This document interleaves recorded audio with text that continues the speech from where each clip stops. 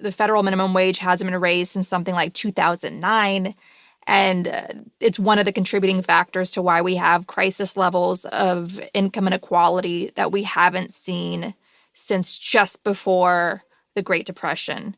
And if you look at the senators, the 8 on the Democratic side that voted against raising the minimum wage, their states have, with the exception of Arizona, which we'll get into later in this discussion, with the exception of Arizona, those Democratic senators from New Hampshire, Delaware, they have low state mandated minimum wages for those states. So it goes to show that they're just out of touch with this larger crisis of income inequality that is a real human rights crisis.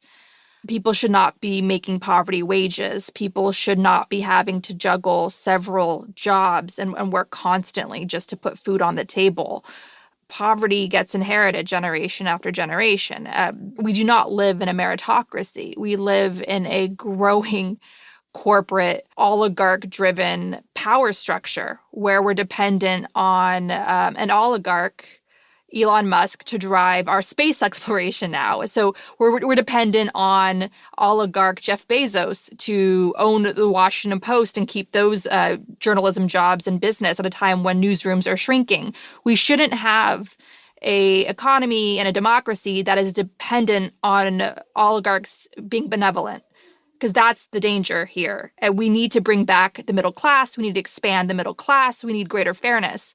If you look at the countries that have strong social safety nets, like Denmark famously, they also have high levels of happiness. They have high levels of education because university and higher education are free.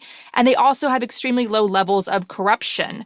So while we're not there by any means, we need to make that our standard and push for greater equality and fairness in our economy because it translates to greater equality and fairness in our democracy.